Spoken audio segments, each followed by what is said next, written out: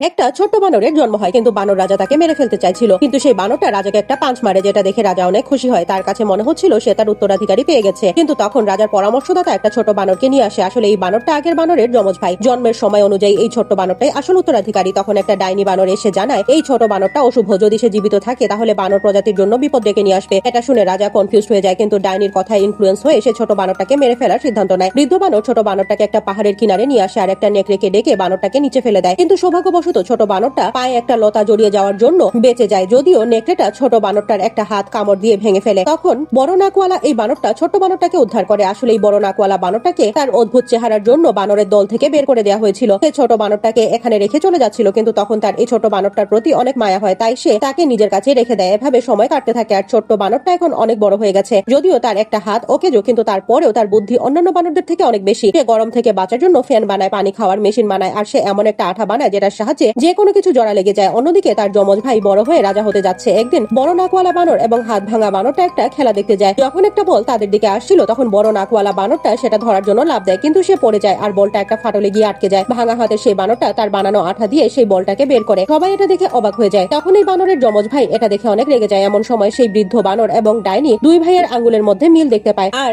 এটা রাজবংশের চিহ্ন। এটা দেখে তাদের সন্দেহ হতে থাকে যে তাদের ফেলে দেয়া সেই বাচ্চাটা এখনো জীবিত আছে। রাজার ছেলে সেই হাত ভাঙা বানরটাকে ধরে রাজার কাছে নিয়ে আসে। তার ধারণা ছিল হয়তো তার বাবা রেগে যাবে, কিন্তু হাত ভাঙা বানরটা রাজার জন্য একটা মুকুট বানিয়ে দেয়। এরপরে পানিতে তার প্রতিবিম্ব দেখায় এবং রাজার জন্য একটা সিংহাসনও বানিয়ে দেয়। তাই রাজা অনেক খুশি হয়। এসব দেখে ডাইনি রেগে গিয়ে তাদের উপরে আক্রমণ করে, যার ফলে রাজা পাহাড় থেকে নিচে পড়ে যায়। রাজাকে মৃত মনে করে রাজার ছেলে তার যমজ ভাইকে পাহাড় থেকে নিচে ফেলে দেয়, কিন্তু এবারও সে বেঁচে যায়। কিন্তু এখন বানরটা এমন একটা জায়গায় এসেছে যেখানে সে এর আগে কখনোই আসেনি। এখানে সে বড় বড় পাখি দেখতে পায়, তারা তাদের দুই পায়ে দাঁড়িয়ে আছে আর তাদের মুখ অদ্ভুত রকমের কিছু ফল আছে বানরটার এত ক্ষুধা লেগেছে যে সে ফলগুলো নেওয়ার জন্য জীবনে প্রথমবারের মতো দুপায়ে ভর দিয়ে দাঁড়ায় আর মানুষের মতো হাঁটতে শুরু করে। কিন্তু